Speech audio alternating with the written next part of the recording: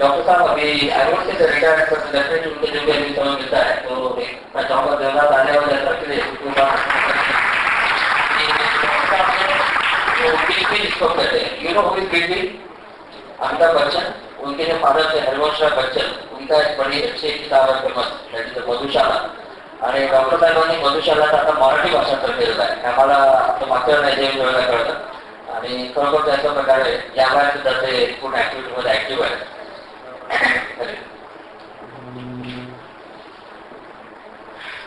Doctor M R. Chaudhary अकोल्यातले पहिले FRCS fellow of royal college of surgery London येथून करून आलेले व्यक्ती. विदर्भात 3-4 डॉक्टरांची नावं फार वर्षापूर्वी बोलल्या जात होती. त्यामध्ये जसं डॉक्टर मालेगावचे कृष्णचंद्र रिसोडचे, डॉक्टर हिराणी पुसदचे आणि डॉक्टर एम.आर. चौधरी अकोल्याचे. Doctor M R. चौधरी सध्या यांचं हॉस्पिटल दत्त मेडिकलच्या समोर त्या सिव्हिल लाईन्स मध्ये जे आहे तिथं त्यांचा मुलगा मिलिंद चौधरी ही 3री पिढी डॉक्टर म्हणून आलेली आहे. त्यांचे वडील डॉक्टर R.L. चौधरी जुन्या काळात एक्सरे वगैरेची फॅसिलिटी वाले फार कमी डॉक्टर्स होते तिथं आणि एकाच जागेवर सर्व करायचं. 5-50 पैरपंड्या दवाखान्याच्या बाहेर उभ्या. सकाळी आला पेशंट सर्व चेकअप करून सायंकाळी औषधी घेऊन घरी जायचं. अशातला अकोल्याचा पूर्ण वैद्यकीय व्यवसाय. त्याच्यात ते नावाजलेले त्यांच्यानंतर डॉक्टर एम.आर. चौधरी आणि त्याच्यानंतर मिलिंद चौधरी ज्यांनी बिलिझा नावाची टेक्निक अकोल्यात आणली. एखाद्या वेळेला हॉस्पिटलमध्ये जाल तर तुम्हाला लक्षात येईल की कॉलेजचे फार पेशंट येतात. काही वेळेला आपल्याला वाटतं आपल्या गावात काय लेवल ब्रिटिश फार्मास्युटिकल कंपनीच्या आल्यामुळे फारशा गोष्टी इथल्या आहेत. Doctor M R. Chaudhary FRCS surgeon शिवाय रोटरीचे गव्हर्नर. रोटरी क्लबची तुम्हाला माहिती फारशी तशी नसेल पण एक चांगल्या लोकांचं क्लब, चांगल्या ऍक्टिव्हिटीज आणि परमनंट ऍक्टिव्हिटीज करायच्या. दर मंगळवारी मीटिंग असणं म्हणजे फिक्स आहे. तशा त्या रोटरीचे गव्हर्नर बनणं ही फार मोठी गोष्ट आहे. ते रोटरीचे गव्हर्नरही राहून गेलेले आहेत. अमेरिकेला एकदा आम्ही तर रोटरी क्लबमध्ये, माझं जे रोटरी क्लबमध्ये त्याच्यात ते आहेत उरलेले चांगल्या कवित्या वेगवेगळ्या गोष्टीवर त्यांना बोलणं आणि इतक्या ऍक्टिव्हिटीज ते जुळलेले आहेत. तुम्हाला फक्त सांगून मी कंपनीची सुरुवात आपण जेव्हा केली तर पहिली मीटिंग आपण फाटियावाडी अकोला येथे ठेवलेली होती. त्या फाटियावाडीच्या मीटिंगमध्ये प्रॉडक्ट लॉन्चिंगची सुरुवात आपण जी केली त्या पहिल्या मीटिंगमध्ये ते होते आणि तेव्हापासून आपली ही जी चालली आहे यात्रा त्यात एकदा त्यांना आपण वारंवार बोलत गेलो. कधीही त्यांनी नाही न सांगता सतत आपल्या मीटिंगमध्ये येत गेले, आपला प्रोग्रेस पाहत गेले, आपल्याला गाईड करत गेले. असे हे डॉक्टर एम.आर. चौधरी आज परत आपल्याला लागलेले आहे. त्यांचं जोरदार एकदा आपण टाळ्यांना आणि मी जास्त बोलण्यापेक्षा त्यांना आपण जास्त वेळ ऐकू. मी बोलवतो इथं डॉक्टर एम.आर. चौधरी.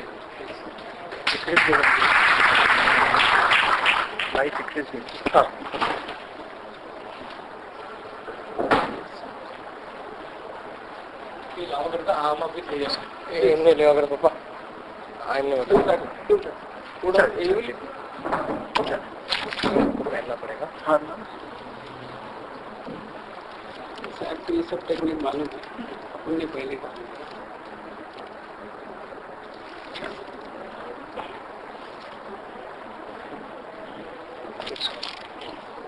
नमस्कार. मी प्रत्येक सभेच्या अगोदर नमस्कार करतो. का करत असावा? ज्यांच्याशी आपल्याला संवाद साधायचा आहे त्यांच्या हृदयस्थ परमेश्वराला हे नमन आहे. तुम्हाला असं वाटत असेल की मी तुम्हाला नमस्कार करतो, मी तुम्हाला नमस्कार नाही करतो. हा नमस्कार माझ्या हृदयातला परमेश्वराचा तुमच्या हृदयातला परमेश्वराचा. आणि म्हणून ज्ञानेश्वर माऊली म्हणते तसं ये हृदयीचे ते हृदयी टाकले. कम्प्युटरच्या भाषेमध्ये डाउनलोडिंग. अशा भावनेने मी आपल्या समोर आलेलो आहे. यांनी आताच सांगितलं की मी एक अतिशय पुरातन माणूस आहे.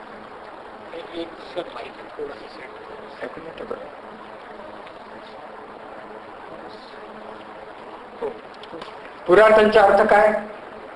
खूप वर्षापूर्वीचा.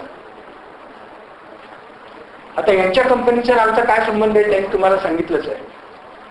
आणि वैद्यकीय व्यवसायातला माणूस असल्यानंतर फार्मास्युटिकल कंपनीच्या बद्दल, त्यांच्या प्रगतीबद्दल जे आपुलकी आणि प्रेम वाटतं त्या भावनेतनं मी इथे नेहमी येतो. मला एवढंच विचारायचं होतं की मला किती वेळ दिलाय मी यांना विचारलं नाही.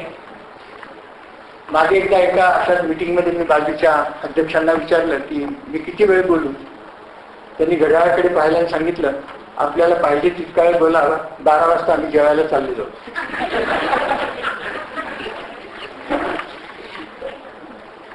मला गंमत वाटली आज इथे वाटप करताना मेल आणि फिमेल गोष्टी बोलतो. सर्वसाधारणपणे हा शब्दप्रयोग आपण फारसा करत नाही. काही वर्षापूर्वीची घटना आहे. 40 वर्षापूर्वी माझ्याकडे एक न्यूझीलंडचा विद्यार्थी राहत होता इंटरनॅशनल एक्सचेंजमध्ये, आणि त्याला मुंबईला पाठवायचं होतं. आणि त्या काळामध्ये फक्त 2 गाड्या होत्या, एक एक्सप्रेस आणि एक मेल. आता त्या माणसाने हा शब्द कधी ऐकला नव्हता. तर जेवणाची वेळ 8 वाजता तर सारखे फोनवरती मेल किती वेळ आहे, मेल किती वेळ आहे, मेल चुकली तर काय होईल. ते सारखे 3-4 वेळा ऐकले. तर म्हणले why do you bother if I miss the mail I will catch the email. कारण मेल हा शब्द जगात कुठेच नाही. ट्रेन जे आहे ते express train, super train, fast train. आपल्याकडे मेल म्हणजे MALE नाही, MAIL. का? त्याच्यात तो मेलचा डब्बा असेल, त्याच्यामध्ये RMS असेल आणि त्याच्यातनं सगळी वर्ग एकत्र जात असेल. आजकाल कुठल्याही गाडीला RMSचा डब्बा नाही आणि कोणीही सरकारी यंत्रणेवरती अवलंबून नसतो. कुरिअर लोक angadia they are taken over mostly. साधं पत्र 15 दिवसांनी जातं, अंगडिया 24 तासात पोहोचतो. तर असं मला गंमत वाटली की इथे मेल आणि फिमेल दोघांनीही आमच्या सगळ्यांचा सत्कार केला. आता या परिवाराशी तुम्ही जोडले गेले आहेत. अशा वेळेला जेव्हा वार्षिक सभा आपण घेतो आणि सगळ्यांच्या बरोबर आपण विचार करतो, हे विचाराचं मंथन असतं. एकत्र बसून, ज्याला आपण मॅनेजमेंट म्हणतो आणि आपण. त्यामुळे ह्या सगळ्या ऑर्गनायझेशनच्या 2 बाजू आहेत. आणि unless they are balanced, unless they are in tune with each other, unless there is a harmony between these two, the organization cannot succeed. And the very fact organization has succeeded, ज्यावरती त्यांना एवढं यश मिळत आहे, त्यावरती नक्कीच या पद्धतीने ज्या तुमच्या आणि त्यांच्यामध्ये संवाद आहे त्याच्यामुळेच हे घडून येत आहे. म्हणून पहिल्यांदा मला त्यांच्यापेक्षाही तुमचं अभिनंदन करायचं आहे. काय असतं, आपण लग्न करताना परिवार पाहतो, नोकरी करताना किती लोक परिवार पाहतात. अर्ज करायचा तिथे मिळाली तरी लिहून टाकायची. परंतु तुम्ही भाग्यवान आहात की तुम्ही अशा परिवाराशी जोडले गेले. इथे जे कंपनी, इथे डिफरन्स. मी आतमध्ये आलो, पुष्कळ वेळा अशा कार्यक्रमाच्या अगोदर सिनेमातली गाणी लागलेली असते. इथे आलो तेव्हाच पाहिलं की इथे जी गाणी लागलेली होती त्याच्यामध्ये एक धार्मिक भावना होती. त्यामुळे मॅनेजमेंट आणि इथलं वातावरण जे आहे याला काहीतरी अधिष्ठान आहे. कुठल्याही कार्याला अधिष्ठान असल्याशिवाय आपण जिथे काम करतो तिथे आपल्याला आणि त्या वातावरणामध्ये ते जे व्हायब्रेशन्स असतात, ते जे एक चांगल्या प्रवृत्तीचा आशीर्वाद असतो, त्या वातावरणाला पोषक अशा ह्याच्यात तुम्ही काम करता. आपल्यापैकी काही लोकांनी ऐकलं असेल की 15 दिवस तिथे सातत्याने मुंगीला गजोरियाच्या मंडपामध्ये 8,000 लोक अकोल्याची अटेंड करायचे. आपल्यापैकी किती लोकांनी अटेंड केले ते?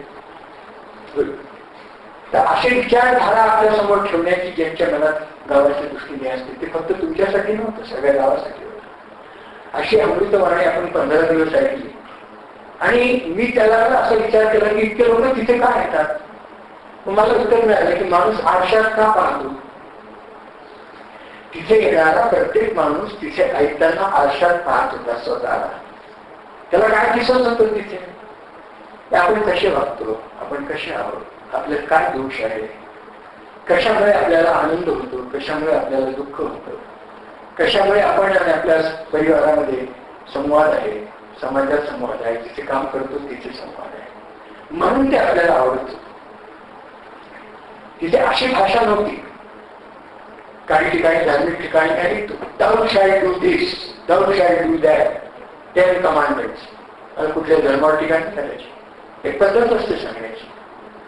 गीतेमध्ये आपण 18 अध्याय पाहतो, कधीही श्रीकृष्णाने सांगितलं असं बोलला नाही की तू बावळट आहेस अर्जुना, तू मूर्ख आहेस, गप बस, तुला काही समजत नाही, मी सांगतो म्हणून तू ते कर, असं कुठेही वाक्य नाही.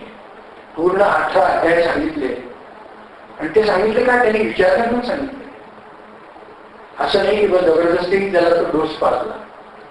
आणि मग शेवटचं वाक्य म्हटलंय की यावर तू विचार कर, तुला जे योग्य वाटेल तो निर्णय घे. किती सुंदर वाक्य. तू विचार करून मग निर्णय घे. आणि मग अजून सुद्धा मोठ्या श्रद्धेने म्हणतो की नाही, मी आता विचार केलेला आहे, तुझं वाक्य मला पटलेलं आहे, मी आता लढणार. तर अशा तऱ्हेचं जेव्हा विचारधारा आपण 15 दिवस ऐकली, त्याच्यामुळे आपल्याला खूप फायदा झाला. आपल्या जीवनामध्ये एक प्रकारची ती एक गीता म्हणा, बायबल म्हणा, एक दिशा देणार असं 15 दिवसाचं प्रवचन. पण त्याच्यात उपयोग काय होतो आपल्याला? आपण आयुष्यात जे जगतो त्या आयुष्याला काय अर्थ असतो याचा कधी आपण विचार केला नाही. वय असतं, शिकतो, आपण शिकल्यानंतर नोकरीसाठी प्रयत्न करतो, काही ज्ञान संपादन करतो. आणि ज्ञान अशी गोष्ट आहे की इट इज ऑन गोईंग. आज तुम्ही या नोकरीत आहात, पण मला असं कित्येक ठिकाणी माहिती आहे की अगदी मॉडेस्ट सुरुवात करून पहिल्या दिवसापासून मन लावून ऑनेस्टली काम केल्यानंतर त्या माणसाची एवढी प्रगती होते की त्याच्या कार्य करण्याच्या क्षमता आणि क्षितिज वाढतात. आणि जेव्हा असा माणूस चांगल्या आणखी कामावरती जातो आणि खूप मोठा होतो आणि मग आठवण काढतो की मी इथून माझी सुरुवात केली होती, त्यावेळेला त्याला जितकं गौरवाने वाटतं तेवढं त्या सुरुवातीच्या कंपनीला देखील गौरवाने वाटतं की हा आपल्याकडचा माणूस होता. कारण मोबिलिटी आजकाल फार आहे. कोणी माणूस कुठेही फार दिवस शिकून राहत नाही. कदाचित आपल्या गावामध्ये एवढी मोबिलिटी नसते, कारण आपल्याला इथे आज गावात राहायचं आहे, इथेच नातेवाईक आहे, इथेच अंक आहे. बायकाच्या बाबतीत कदाचित लग्न दुसऱ्या गावाला गेलं तर नॅचरली मोबिलिटी करावीच लागते. परंतु प्रश्न असा आहे की जिथे तुम्ही आहात त्यासाठी प्रत्येक क्षण हा तुमचा पूर्णपणे समर्पित त्या कार्यासाठी हवा. तर ही जी लॉयल्टी लागते ही आपण शिकली पाहिजे, आत्मसात केली पाहिजे. लॉयल्टी नसेल तर कुठेच काम होत नाही. की लॉयल्टी आपल्या घरात पण लागते, कुटुंबाप्रती लागते, आई वडील असतात, आणखी म्हातारे आजोबा असतात, पुढे आपलं लग्न होतं तर आपल्या कुटुंबाप्रती लॉयल्टी पाहिजे. ते loyalty is the first criteria for any successful person जिथे कुठे काम करतो. दुसरी गोष्ट आहे ऑन गोईंग एज्युकेशन. ज्ञान हे सगळ्यात महत्वाचं. मी आता जे काम करतो त्या कामामध्ये मला आणखी काय प्रगती करता येईल, त्याच्यातून काय शिकता येईल. तुम्ही पुष्कळ गोष्ट ऐकली असेल की प्रत्येक माणसाचा काम करण्याच्या त्याच्या बघण्याचा दृष्टिकोन वेगळा आहे. एका उंच टेकडीवरती एक मंदिर बांधलं जात होतं आणि एक माणूस गेला. तो माणूस पाथरवर दगड फोडत होता. त्याला विचारलं, तू काय करतोय, काय करायचं, बरोबर काय करतो, काय प्रश्न विचारताय, काम करावं लागतं म्हणून काम करतोय, दिसत नाही काय करतोय. त्याचा दृष्टिकोन होता. त्याला कामामध्ये इंटरेस्ट नव्हता. त्याला फक्त ते काम म्हणजे गाड टाकल्यासारखं काम करत असतो. दुसरा माणूस होता तो जरा जास्त हळवा होता. काय नाही साहेब, पोटासाठी करतोय, कुटुंब आहे, मुलं आहेत, आमचे आहेत, तमके आहे, करावं लागतं, वय झालं तरी करावं. ठीक आहे, मानवी दृष्टिकोन होता, पण तो सुद्धा लिमिटेड संकुचित दृष्टिकोन होता. तिसऱ्या माणसाला विचारलं, बाबा तू काय करतोय. मी ना खूप मोठं काम करतोय, तिथे एक मोठं मंदिर बनणार आहे, त्याच्यामध्ये हे हजारो दगड लागणार आहे आणि मला माहित नाही की आज जो मी दगड बनवतो आहे तो कुठे लागणार आहे. पण जेव्हा केव्हा हे मंदिर पूर्ण होईल, हजारो लोक हजारो वर्षे पाहतील, तेव्हा माझ्या आत्म्याला बरं वाटेल की या मंदिरामध्ये माझा एक दगड लागलेला आहे. त्या हीच गोष्ट आपल्याला दुसरं देऊन सांगता येईल की प्रत्येक जण म्हणतो मी काय करू, I am just a small fry. सुंदर शब्द, I am just a small fry. मला काय मोठी कंपनी आहे, मग एवढ्या मोठ्या यंत्रणेमध्ये तुम्ही एक स्क्रू बघा करू नये. पण एक स्क्रू जर जागच्या जागी नसला बरोबर तर यंत्र बंद पडू शकतं. आणि ते का बंद पडणारा मात्र माणूस हुशार असतो. अशा माणसाला आपण बोलावलं की तो येतो आणि काहीतरी ठाकठीक करून पैसे मागतो की मला 5,000 रुपये द्या. तर मला विचारतो तू काय केली, एवढी नुसतं ठाकठूक केली, कशाचे 5,000 नाही. साहेब कुठे ठोकायचं याला ज्ञान लागतं. योग्य ठिकाणी ठोकलं म्हणून दुरुस्त झालं. तर योग्य ज्ञान असल्याशिवाय कोणालाही हे काम करता येत नाही. तर नेव्हर से की I am a small fry. तुमचं काम किती लहान असू द्या. तुम्ही दुसरी गोष्ट ऐकली असेल चिमणीची किंवा खारीची. रामाने जेव्हा सेतू बांधला तेव्हा प्रत्येक माणसाने खूप मदत केली, मोठे मोठे दगड टाकले आणि तो सेतू आजही तो दिसतो असं म्हणतात बिटवीन श्रीलंका आणि भारताच्या मध्ये तो सेतू. हा सेतू बांधण्याच्या वेळेस प्रत्येकाला वाटलं आपण या कामात सहभागी व्हावं आणि म्हणून त्यात आपण शब्द वापरतो खारीचा वाटा. काय सुंदर कल्पना. एक गोष्ट आहे खारीचा वाटा आणि दुसरी गोष्ट आहे लॉयन शेअर. तर गंमत अशी आहे की लॉयन शेअर हा शब्द फार विपरीत अर्थाने वापरतात. लॉयन शेअरचा अर्थ असा की मरून पडलेलं सावध आहे, तयार खाद्य आहे, त्याच्यामध्ये हा माणूस जाणार, दादागिरी करणार आणि लॉयन शेअर स्वतः करणार. So lion share is always use in a bad sense. कारण जो माणूस स्वतः सगळं क्रेडिट घेऊ इच्छितो की want the lion share for your recognition. परंतु खार कशी असते, तिचं म्हणणं एवढंच आहे, मला काही जमत नाही. ओली व्हायची, मातीत लोळायची, तिच्या केसा शरीरावरती माती चिटकायची आणि त्या जागी जाऊन अंग थरथर करायची की माती खाली पडायची. अशा खेपा घालत घालत तिने तिचा भाग सांभाळला आणि म्हणून ती अजरामर झाली. इतिहास सांगते की जेव्हा सांगताना सांगते की खालीचा वाटा मी उचलला. तर असा खालीचा वाटा आपल्या प्रत्येकाला उचलायचा. नेव्हर से की माझं काम एवढंच आहे. साध्या गोष्टी तुम्हाला सांगतो की तुम्ही पॅकिंग जरी करत असला, आणखी कुठल्या डिपार्टमेंटमध्ये असला, तरी त्या कामामध्ये तुम्ही कुशलता जरी आणली तर योगाचा अर्थ असा की ते काम योग म्हणून तुम्ही करायला पाहिजे. योग हा कर्मसु कौशल. याचा हा गीतेतला अर्थ लोक चुकीचा लावतात. त्यांचं म्हणणं की हो हो माझं काम कुशलतेने केलं म्हणजे मी योग केला. चूक. एक चोर असतो, झकास पैकी चोरी केली आणि येऊन जर म्हणलं माझं काम मी खूप छान केलं, कोणालाही पत्ता लागू दिला नाही आणि अभ्यास चोरी केली, तो योग नाही. कर्मसु कौशल म्हणजे योग. योग हा समजून कर्म करणं. म्हणजे काय करायचं? कर्म करताना ते योग कसं होतं, निष्काम कर्मयोग कसा होतो. पहिली गोष्ट म्हणजे काय की हे माझं कर्म आहे, स्वधर्म आहे. हे जर प्रत्येकाने बोललं की this is my duty, my responsibility, हे जोपर्यंत आपल्या मनात ठसत नाही तोपर्यंत मग प्रत्येक काम हे कंटाळवाणं वाटतं, प्रत्येक काम हे ओझं वाटतं. प्रत्येक काम करताना हात, कपाळ, मन, मेंदू कुठेच त्याच्यात नसतो. परंतु ते काम हे ईश्वराचं काम आहे. हे मदत आणि मग कर्म अशी दोन शब्द गीतेत वापरले. श्रीकृष्ण म्हणतो की प्रत्येक कर्म करताना ते माझ्यासाठी करतो, मदत फॉर माय सेक, आणि मग कर्म हे माझंच कर्म आहे असं समजून ईश्वराचं. एवढं सगळं करत असताना सुद्धा तिसरी गोष्ट त्यांनी सांगितली आहे की योग कसा आणायचा कर्मामध्ये, म्हणजेच त्याला कुशलता म्हणतात. डुईंग एनिथिंग प्रोफिशियंटली अँड इफिशियंटली, त्याला कुशलता. आणि असं करणं, योग आणून करणं. मग तिसरा चौथा भाग काय त्याचा की ते करत असताना अहंकार नको की मी केलं. कारण एक काम तुम्ही लक्षात घ्या, तुमच्या हातून ज्या गोष्टी जातात तर फायनल प्रॉडक्ट त्याच्यात तुम्ही दाखवू शकता की याच्यातला हा माझा भाग आहे, छोटासा भाग आहे. इतक्या पॅकिंग मधून तुम्ही म्हणू शकता की ही बाटली मी भरली किंवा ही टॅबलेट मी तयार केली, असं तुम्ही आयडेंटिफाय करू शकत नाही. The final product is a team work. ही भावना जोपर्यंत तुमच्या मनात येत नाही आणि म्हणून प्रत्येकाने व्यवस्थित काम केलं तरच the end project and end product is going to be good. आता प्रश्न काय आहे की अशा तऱ्हेने तुम्ही जेव्हा काम करता आणि लॉयल्टी तुम्हाला असते तुमच्या कामामध्ये, आपल्या कामामध्ये तुम्ही तत्परतेने काम करून हे काम हे माझं नसून हे ईश्वरी. आता एक प्रत्येक काम हे ईश्वरी कसं असतं की प्रत्येक कार्य जेव्हा आपण करतो त्याचा काहीतरी उपयोग समाजासाठी होत असतो.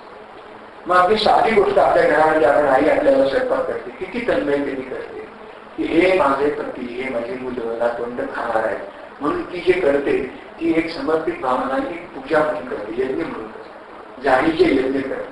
आणि जेव्हा तुम्ही जेवायला बसता तेव्हा नुसतं बकबक नाही खात, ते सुद्धा एक यज्ञ करणं समजून जर केलं. म्हणून जेवणाच्या अगोदर आपण प्रार्थना म्हणतो. म्हणून जेवणाच्या अगोदर पूर्वीच्या काळी जी भूमी आहे तिच्यावरती पाणी फिरवून छोटे छोटे चार टाकून त्याला चित्रावरती म्हणायची. म्हणून जेवण तयार झाल्यानंतर पहिल्यांदा म्हणायची बघ बाहेर कोणी काय दिसते का, बाहेर कोणी भिकारी दिसतो का, बाहेर कोणी पाहुणा आलेला आहे का. तर अशा तऱ्हेने ही जी भावना असते त्याच्यामध्ये स्वयंपाक तयार करण्याची क्रिया सुद्धा यज्ञ करणं आहे आणि खाण्याची क्रिया सुद्धा यज्ञ करणं आहे. या भावनेने आपली संस्कृती आपल्याला शिकवते. जगातली फार थोडी संस्कृती अशी आहे की जिथे अशा तऱ्हेचे विचार मांडले जातात की अन्न हे परब्रह्म आहे. आणि म्हणून जेव्हा आपण नोकरी करतो तेव्हा असं म्हणायचं नाही की हा पोट्या पाण्याचा व्यवसाय आहे, असा कधी विचार करायचा नाही. हा पोटा पाण्याचा व्यवसाय नाही, हा समाजाची सेवा करण्याची एक संधी आहे. मग तुम्ही कशात आहात? आज तुम्ही मॅन्युफॅक्चरिंग साईडमध्ये आहे आणि रुग्णसेवेमध्ये तुमचा आघाडीचा वाटा आहे. रुग्णसेवेमध्ये डॉक्टर असतात, रुग्णसेवेमध्ये मेडिसिन्स असतात, टेक्निकल गोष्टी असतात आणि हॉस्पिटल सारखे इन्स्टिट्यूशन्स असतात. म्हणजे प्रत्येकाला आपलं कार्य करायचं असतं. कुठल्याही चेनमध्ये it is as strong as the weakest part. हे वाक्य तुम्ही ऐकलं की नाही? The chain is as strong as its weakest part. आता वीक पार्ट कुठे असतो? आपण कडी जेव्हा हे करतो तेव्हा ती डाग देतो. आता तो वीकेस्ट पार्ट झाला, तो डाग जर बरोबर गेला ते एक कडी विखळली तर संबंध चेन बिघडते. तर अशा तऱ्हेने you are part of the chain. So you need not be the weakest part. प्रत्येक माणूस असं म्हटलं पाहिजे की I am the strongest part of this chain. मी जे काम करतो ते अत्यंत महत्वाचं आहे आणि म्हणून ते मी मन लावून करणार. आणि म्हणून मी जे काम करतो तो फायनल प्रॉडक्टचा समाजाच्या उपयोगासाठी आहे. माझं पोट भरणं, उदर भरणं हे अनुषंगाने आहे. It is incident. ही भावना व्हायला पाहिजे प्रत्येकाच्या. पुष्कळ पाहतो की माणसं नोकरी करतात आणि परत येतात आणि चेहऱ्यावरती इतकं येतं की कुठून आपण या भानगडीत पडलो, कसलं काम आहे असं म्हणायचं नाही. जोपर्यंत आणखीन चांगलं करण्याची क्षमता तुमच्यात नाही, जोपर्यंत आणखीन तुमच्या क्षमतेप्रमाणे तुम्हाला त्याचे रिटर्न्स मिळत नाही, तोपर्यंत आहे त्या कामामध्ये तुम्ही give your best till the last. आणि ते शेवटच्या क्षणापर्यंत जरी तुम्हाला चांगली नोकरी मिळाली असेल, जरी तुम्ही शिवून जातात. माझ्या माहितीचा एक माणूस होता, on Thursday evening he was to be relieved from the company. तो माणूस घरी उशीर यायला आणखी 3 तास लागले. म्हणजे काय मग आज तर सुटणार का? नाही, मी जाणार आहे तर माझी सगळी जबाबदारी करून माझं टेस्ट पूर्ण क्लिअर केलं, माझ्या कॉम्प्युटर मधल्या सगळ्या सॉफ्टवेअर त्यांच्या स्वाधीन केले, त्या किल्ल्या त्यांना दिल्या, माझं सामान होतं त्यांना दाखवून ते घेतलं, त्यांचं सामान त्यांना कळलं. या भावनेने जायला पाहिजे. माहिती आहे का उद्यापासून इथे कामाला येणार नाही. या भावनेने काम करणारी जी माणसं असतात ती कुठे गेली ते त्यांच्याबद्दल आणि त्यांच्या वागण्यामध्ये हे नेहमीच लोकांना एक आकर्षण असतं की इज अ रिस्पॉन्सिबल पर्सन. जगामध्ये काय 4 गोष्टी असतात. You must tell confidently I am available. Number 1, हो हे काम करायचं आहे, हो करून घे, आय एम अवेलेबल. दुसरी गोष्ट I am able to do it. तिसरी गोष्ट आय एम रिस्पॉन्सिबल.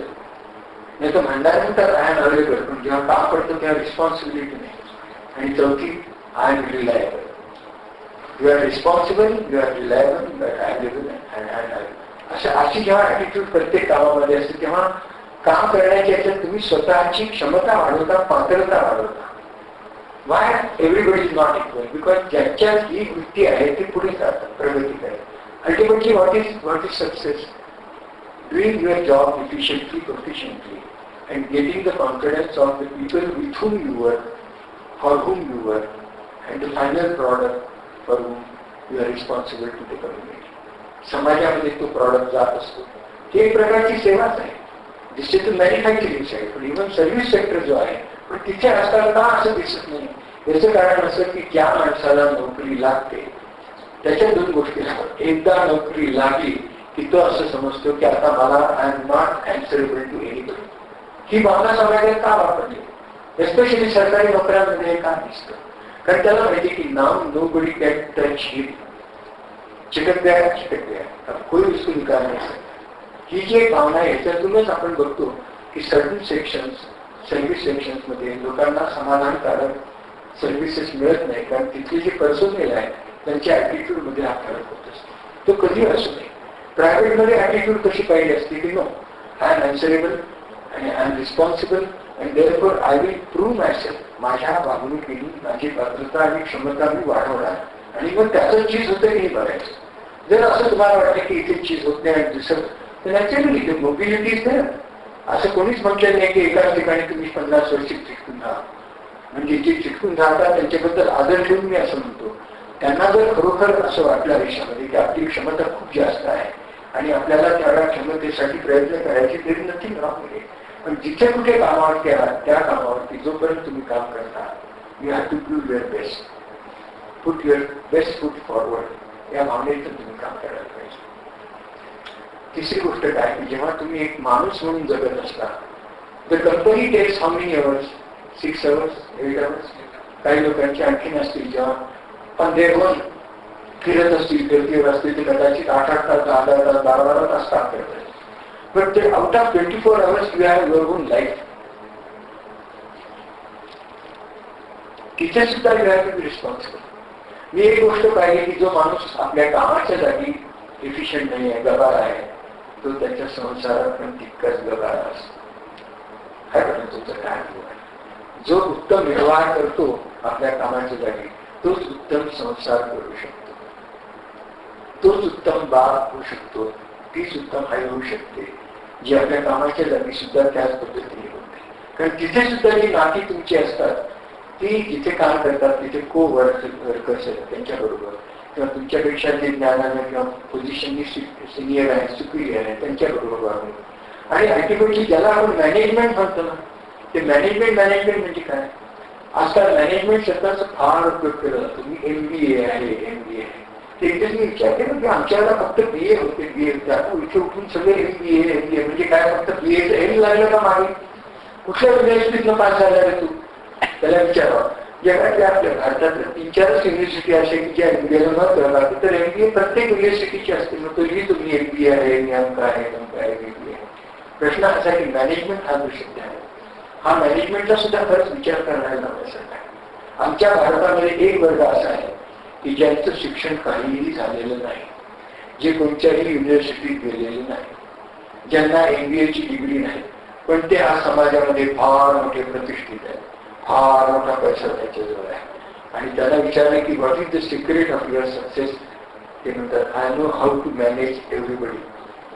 हा मॅनेज शब्द कसा आहे बघा, दिसायला मॅनेजमेंट आणि मॅनेज शब्द दिसतात, पण या शब्दाला विकृती आली आहे. मॅनेज म्हणजे you first make all the mistakes, come in to trouble, violate all the rules, साधन सुचिता पाळणार नाही. आणि एवढं सगळं केल्यानंतर तुम्ही फक्त ते मॅनेज करणार, you will come out of the situation. That is not management. एक गोष्ट लक्षात ठेवा, मॅनेजमेंटचा अर्थच असा की व्यवस्था. तुम्हाला माहिती आहे का सगळ्यात बेस्ट व्यवस्था जगाची कुठची आहे? तुम्ही सांगू शकाल? कोणची फॅक्टरी आहे बेस्ट, कोणते यंत्र आहे बेस्ट? म्हणजे कसा विडायला गाड्या कोणी बोललं उत्तर? व्हेरी गुड, हँड्स वर. हे जे मानवाचं शरीर आहे ना, याच्या इतकं इंट्रिकेट, सुस्थितीत, व्यवस्थित चालणार आहे. आणि इतक्या हजारो गोष्टी एकत्र असून सुद्धा त्यांच्यामध्ये संवाद असणारं यंत्र आपण थोडी निर्माण करू शकतो. एक मिनिट, मी नंतर शेड्यूलमध्ये बोलतो नंतर. सॉरी, सायलेंट मोडवरती ठेवायला विसरलो. पण मग महाराष्ट्र सांगत होते की लोक स्मशानात सुद्धा घेऊन बसतात. ऐकलं तुम्ही? I made mistake. नॉर्मली आता बसून करायला पाहिजे होतं सायलेंट मोडवर. तर मॅनेज करणं हा जो भाग आहे हा खरं विकृत झालेला आहे. आणि त्याच्यातूनच सगळ्या प्रॉब्लेम येतात. आणि त्याच्यामधनं सगळे असतात जे स्कॅम दिसतात, they are nothing but bad management. Because ते लोक मॅनेज काय करतात? फक्त वाईट गोष्टी करून त्या मॅनेज करायला. मी सांगितलं मी एका सभेत बसल्या बंद प्लीज. तर असं मॅनेजमेंट नाही. खऱ्या अर्थाने ही जी मंडळी आहे ती मॅनेजमेंटचा अर्थच असा की we are managing not only the personal, we are managing not only the economics, we are managing not only the production but also marketing. त्यामुळे त्यांची जबाबदारी फार मोठी असते आणि ती यशस्वी करतात. म्हणूनच कंपनीचं जेव्हा आपण बॅलन्स शीट बसतो म्हणजे काय करतो, तर तसं आज इंट्रिकेट यंत्र तुमची जी तुम्हाला लक्षात घ्यायचं आहे की तुम्ही जे स्वतः आहात ती जी परमेश्वराने केलेली वस्तू आहे तिच्याकडे तुम्ही कृपा करून दुर्लक्ष करू नका. रोज सकाळी उठल्यापासून आपण किती लोक नोकरीला असतो, मला वेळच मिळत नाही, मी सकाळी 6ला उठतो, बायका म्हणतात मला डबे करून द्यायचे असतात, मला स्वतःच हे करायचं, कामाला जाऊन घरी परत येते आणि थकून जाते. त्यांनी होतं काय की प्रत्येक काम करणाऱ्या माणसाला त्याच्या हेल्थकडे दुर्लक्ष होतं. मग तो कोणत्याही व्यवसायात असतो, right from executive to the worker. जोपर्यंत या सगळ्यांची ताळमेळ होत नाही की त्यांच्या प्रकृतीकडे त्यांचं लक्ष नसायचं. म्हणून मला यांना सजेशन करायचे, एक छोटीशी रूम काढा, त्या रूम मध्ये जाऊन तिथे ज्यांनी बटन दाबलं की त्यांना काहीतरी कॉमिक कार्टून्स वगैरे पाहता येतील. हे असं करण्याने काय होतं माहिती की आज कोणता दिवस आहे? वर्ल्ड कुठे वाचलं तुम्ही? पेपरात. आज पौर्णिमा आहे, बुद्ध पौर्णिमा. फार चांगला दिवस आहे. ज्या दिवशी बुद्धाला सुद्धा प्रकाश पडतो त्याचा आणि साध्या माणसातलं बुद्धत्व येतो, तो आज दिवस आहे. आणि आज हास्य दिवस आहे त्यामध्ये. तर अशा तऱ्हेनं माणसाने काम करताना सुद्धा the treasury of hard work can be taken out by short interviews. संगीत, विनोद, हास्य यांनी माणसाला काम करणारी ऊर्जा होते. जुन्या काळी मोठ्या मोठ्या संस्थांमध्ये काम करणारे लोक 1-2 तासांनी तल्लफ आले की बाहेर जायचे आणि बिड्या ओढायचे. आता कुठल्याही मोठ्या संस्थेमध्ये कोणीही आतमध्ये बिड्या ओढत नाही, परंतु ज्यांना ओढायचे असतात थोडीशे लोक ते मोठ्या मोठ्या बिल्डिंगच्या समोर बाहेर जाऊन ओढतात. नाही होतं नका जातो तर हे विकृती आहे. जाईल त्यांच्या लक्षात आलेलं आहे. तर अशा तऱ्हेचे हे इंटरव्ह्यूज पाहिजेत ना. तर मी बऱ्याचशा ठिकाणी बघितलं, जपानमध्ये बघितलं, अमेरिकेत बघितलं, मोठ्या मोठ्या ह्याच्यामध्ये एक रूम अशी असते वेळ they can just let go. मग तिथे पाहिजे एक कोका कोला घ्या, थंड प्या, परंतु काहीतरी दाबा, काहीतरी कार्टून बघा, काही म्युझिक ऐका, शांतपणे पडून राहा. काही ठिकाणी ते प्रार्थना करायला. In big hospitals there are nice small prayer rooms. आणि मला खूप मजा वाटते कारण मी जेव्हा खूप वर्ष जात असे आणि 2-2 महिने अपग्रेड करायला नॉलेज म्हणजे ओव्हरसीज डॉक्टर, तर मला खूप गंमत वाटायची. मी तिथे बसायचं आणि गंमत अशी तिथे कुठल्याही देवाची मूर्ती नसेल. It was just a silent prayer.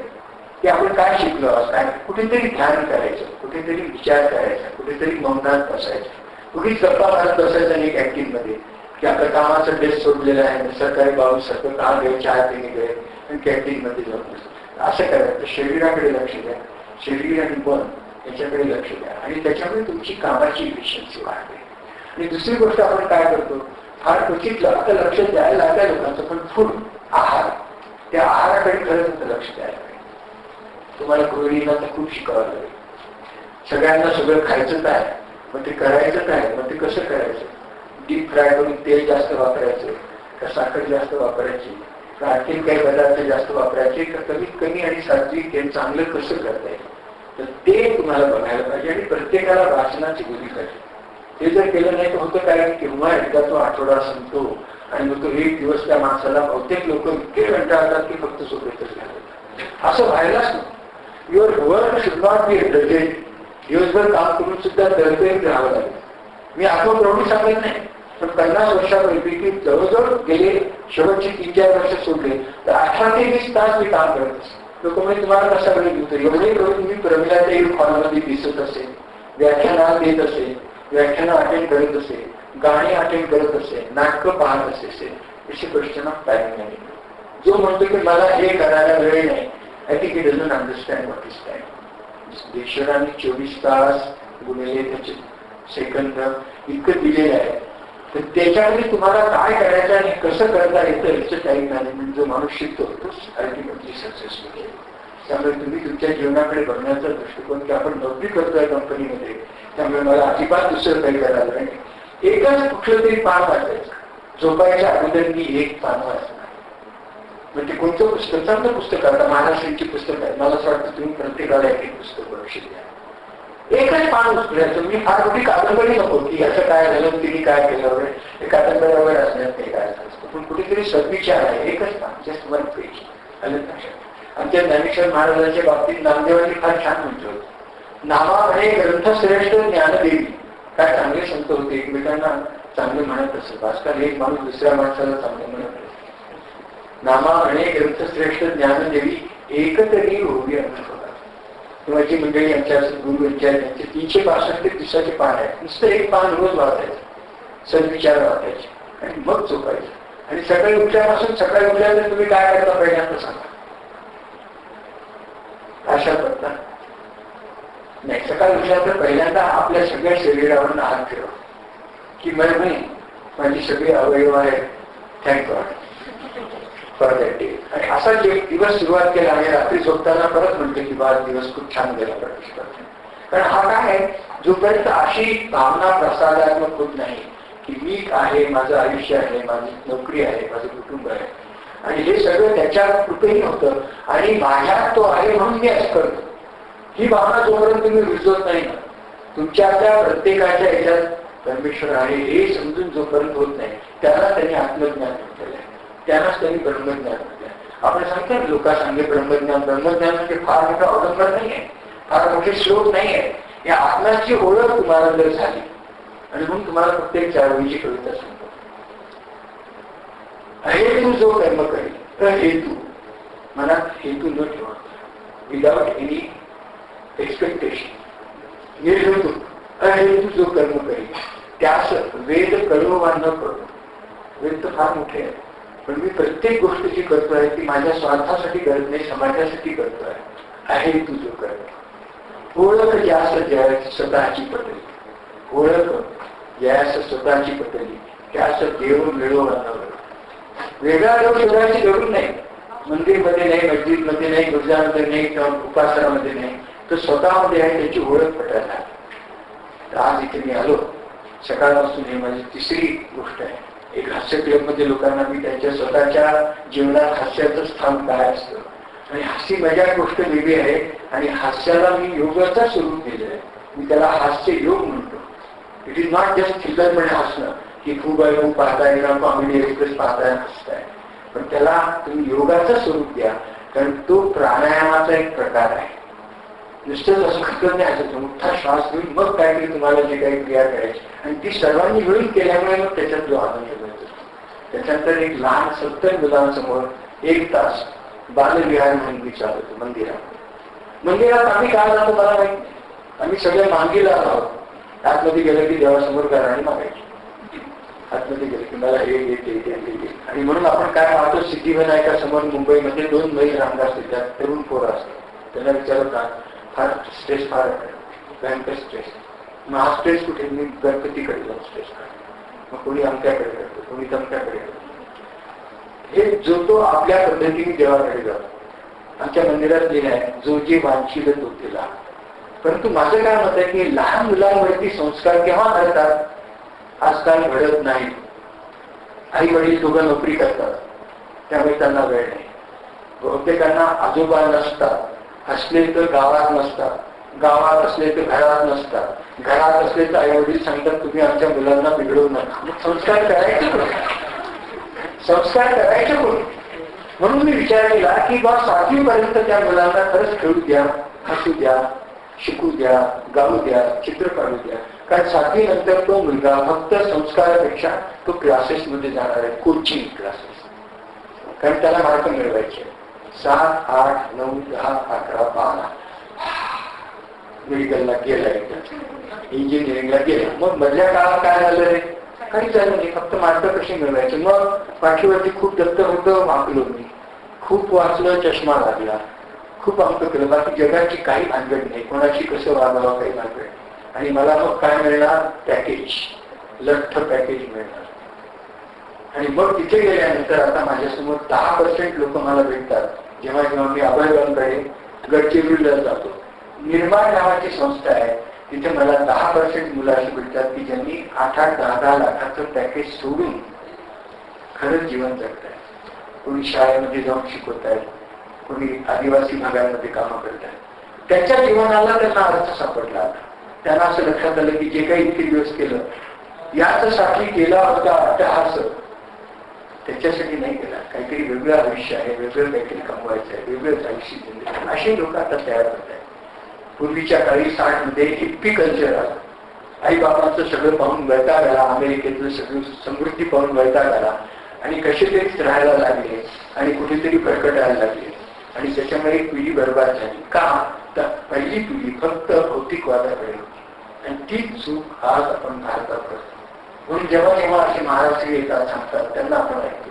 जेव्हा जेव्हा अशा प्रसंगी काही आपल्यापेक्षा वयाने मोठे असलेली, ज्यांनी जग पाहिलेलं आहे, विशिष्ट पद्धतीने जगल्यात, अशांचे विचार ऐकल्यानंतर कुठेतरी माणसाला वाटतं की नाही, I must sit down, I must write down की मला खरंच कुठे जायचं आहे, where do I want to go.